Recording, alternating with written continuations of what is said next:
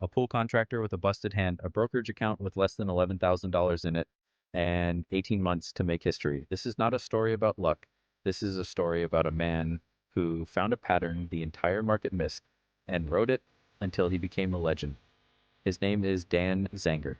And by the time the dot-com bubble finished screaming its way to the top, he had turned $10,775 into 18 million. Not 18,000, 18 million. A gain of over 164,000%. It remains, to this day, one of the greatest verified trading runs in stock market history. No hedge fund, no Wall Street pedigree, no insider information. Just a man, a stack of chart printouts, a highlighter, and an obsession with one single question. What does a stock look like right before it explodes? Somewhere in the noise of the late 1990s, the modems screeching, the tickers flashing green, the newspapers screaming about a new economy, Dan Zanger was quietly building a system, a visual language for greed, a way to read the shape of a crowd's emotions on a piece of graph paper, and that system was about to turn him into a Guinness World Record holder. But here's what the record books don't tell you. Before the miracle, there was the mundane. Before the millions, there was a man in his 40s building swimming pools in the California heat, watching other people get rich off a market he didn't yet understand, and then an injury, a setback that should have ended everything. Instead, it became the crack in the door. A forced pause, a moment of stillness that gave a restless, obsessive mind something dangerous. Time to stare at charts day after day until the patterns started talking back. This is the part nobody tells you about the legends of Wall Street. It's never the money that comes first, it's the wound. The forced reset, the unemployment, the injury, the boredom that becomes obsession. Every miracle run starts in a place that looks nothing like a miracle. So who was this man before the record? What turned a self-taught chart reader into the fastest capital grower Wall Street had ever verified? And what happened inside his head during the 18 months when a single trade could double his life savings or wipe it out by lunchtime? That's what this story is really about. Not just the $18 million, but the psychology that made it possible, the discipline bordering on madness, the pattern recognition bordering on obsession, and the nerve to bet big when everyone else was still reading the headlines. This is the Dan Zanger miracle, the story of the dot-com legend, and it starts like most legends do in a place nobody was watching. Rewind the tape. Before Wall Street knew his name, Dan Zanger was just another contractor in the San Fernando Valley, pouring concrete and digging holes in the ground, building swimming pools for people who had money he didn't. For nearly 20 years, that was the job. Sweat equity, cash flow, no safety net. He wasn't a Wall Street kid. No finance degree, no mentor in a corner office. What he had was something harder to teach. A restless, pattern-hungry mind, the kind that notices when something doesn't fit, the kind that can't look at noise without hunting for the signal buried inside it. Then came the injury. A hand hurt badly enough on the job site to pull him off the physical work that had defined his entire adult life. For most people, that's a crisis. For Dan Zanger, it became something else entirely, an accidental sabbatical, and the first real block of uninterrupted time he'd ever had to sit still and think. With his hands out of commission, he turned to the one thing that didn't need them, his eyes. He started reading, then charting more. Newspapers, financial pages, anything with a price and a history. He wasn't looking for stock tips. He was looking for a pattern that repeated. This is the part of the story that separates the legends from the lucky. Zanger didn't stumble into a winning trade. He built, by hand, a private library of thousands of stock charts, printed, cut, and sorted, studying every single one for a shape that showed up again and again right before a stock exploded higher. That obsession is the real engine behind this story. Not a hot tip, not inside information, repetition, thousands of hours staring at price and volume until the shapes stopped looking like random noise and started looking like a language only a handful of people on Earth could read fluently. By the late 1990s, The market handed him the perfect classroom. Internet stocks were multiplying overnight. Companies with barely a website were doubling in weeks. It was reckless. It was irrational. And for a man who had just spent years decoding the anatomy of an explosive stock move, it was the loudest signal he'd ever seen. He wasn't chasing hype. He was watching for the exact moment hype turned into a technical pattern, a coiled spring of buyers and sellers about to snap in one direction.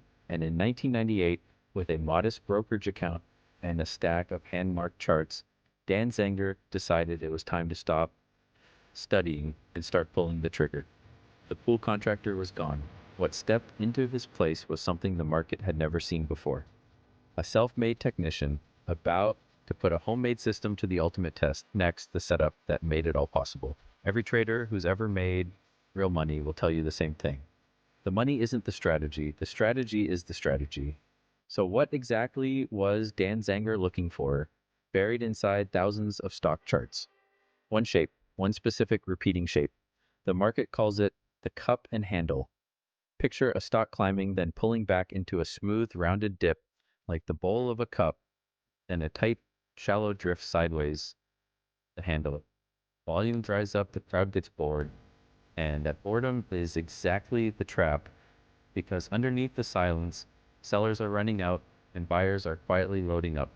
Then comes the breakout. Price punches above the handle on a sudden surge of volume. Real conviction, real money moving in at once. That single moment, that violent snap out of silence, was Zanger's trigger. Not a hunch, not a headline. A precise, repeatable, visual signal that the coiled spring had just released. Cup and handle was just the beginning.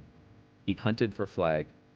Sharp rallies followed by tight, controlled pullbacks like a runner catching their breath before sprinting again. He hunted for pennants, for tight consolidations coiling right beneath a ceiling of resistance. Different shapes, same underlying story. Pressure building before release. But here's the piece most people miss. Zanger wasn't just reading shapes, he was reading volume. The fuel behind the move. A breakout on weak volume was a trap. A breakout on massive, unmistakable volume was an invitation. He needed to see the crowd's conviction written in the bars beneath the price, not just the price itself. And when he found the setup, he didn't nibble. He struck hard, concentrating huge portions of his account into a single high-conviction breakout. Sometimes going in with leverage on margin, no wide diversification, no safety in numbers strategy, just total disciplined aggression aimed at the exact moment the pattern confirmed itself. And just as important as when he got in was when he got out. If a trade didn't behave the way the pattern promised, he cut it. Fast, no hesitation, no hoping it would come back. The chart was the boss, not his ego, not his opinion. If the pattern broke, the position was gone that same day. This is the part of trading psychology nobody wants to hear. The system wasn't complicated. The discipline to actually follow it, trade after trade, gain after gain, loss after loss without flinching, that was the real edge. Most people can learn the pattern in a weekend. Almost nobody can execute it without emotion for 18 straight months. The setup was built. The discipline was in place. Now it was time to find out just how far it could take him. 1998, $10,775. That's where the climb begins, not a fortune. Barely a down payment on a car. But to Dan Zanger, it wasn't the size of the number that mattered. It was what he was about to do with it, trade after trade after trade. The first breakouts hit. Small tech names nobody at the dinner table had heard of yet, exploding out of their bases exactly the way his charts predicted. The account inches up, then climbs faster. Word of a coiling pattern becomes a position. A position becomes a double. Zanger starts compounding, not adding money in, but multiplying what was already there. By 1999, the entire market had turned into rocket fuel. Internet stocks weren't rising, they were levitating. Companies with no profits, sometimes barely any revenue, were doubling in a matter of weeks. For most investors, it was terrifying. For a man who had spent years studying explosive breakouts, it was the richest hunting ground he would ever see in his life. He hunted the breakouts relentlessly, sometimes trading in and out of the same names again and again as they coiled, coiled, and broke out once more. Each clean signal, each disciplined entry added another rung to the ladder.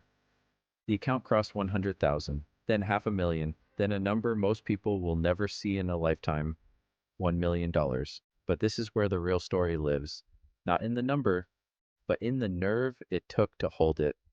Every single day, Zanger was one bad trade away from giving a huge chunk of it back. Every green candle came with a whisper, take the money. Every red candle came with a scream, get out now. He had to out-argue his own fear over and over without ever slowing down. Into early 2000, the mania hit its loudest, most delirious pitch. Stocks nobody could explain were up double digits before lunch, and Zanger, riding wave after wave of cup and handle breakouts and the hottest internet names on the planet, watched his account do something almost nobody's account has ever done. It crossed $10 million. He wasn't gambling anymore. He wasn't hoping anymore. He had built a machine, a repeatable process for spotting the exact moment a stock was about to explode.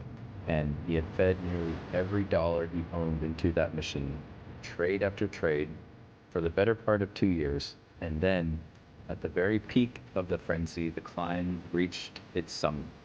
$18 million, 10,775. In 18 months, a gain so large, so statistically absurd, that it would eventually land him in the Guinness Book of World Records for the largest verified percentage return ever recorded in a trading account. But every mountain this steep has one thing waiting on the other side of the summit, a way down. And the market was about to remind Dan Zanger exactly how fast a miracle can turn into a warning. $18 million, verified by brokerage statements, audited, and recognized by the Guinness Book of World Records for the largest documented percentage gain in a personal trading account. A pool contractor from the San Fernando Valley had just done something no hedge fund, no Wall Street desk, no institution had ever officially done. But the market that made him rich was never built to stay this generous. In March of 2000, the dot-com bubble began to buckle. The same explosive volume that once signaled breakouts started signaling something else entirely: panic. The stocks that flew up in weeks began collapsing in days. This is the moment that separates a story about luck from a story about skill. Zanger didn't ride the whole bubble blindly to the top and back down to zero. The same system that got him in on the way up, the patterns, the volume signals, the discipline to exit when the chart broke down, pulled him out of many positions before the worst of the carnage. Still, no trader walks away from a crash like that completely unscathed. The bubble took a real bite out of the peak of his fortune. And that too is part of the lesson this story is really trying to teach. The market that hands you a miracle will never promise to let you keep all of it. So what actually made Dan Zanger different from the thousands of amateurs who also rode the dot-com wave and got wiped out completely? It wasn't intelligence. It wasn't access. It was psychology. The brutal, unglamorous discipline to follow a system exactly when emotion was screaming at him to break it. Greed didn't get to override his exit rules. Fear didn't get to override his entries. He treated the chart as the only source of truth in the room, even when his own emotions were begging him to argue with it. That single trait, emotional obedience to a proven process, is worth more than any single winning trade he ever made. After the dust of the crash settled, Zanger didn't disappear. He turned the very system that made him a legend into a second career, publishing his chart breakdowns, building a watch list of breakout candidates, and teaching a new generation of traders how to spot the same coiled patterns he'd spent years decoding by hand. Decades later, his name is still invoked whenever traders argue about what's actually possible in the market. Some call it the greatest trading run ever verified. Others call it a once-in-a-generation fluke of timing. But nobody disputes the number. Nobody disputes the discipline it took to hold on to it as long as he did. 7th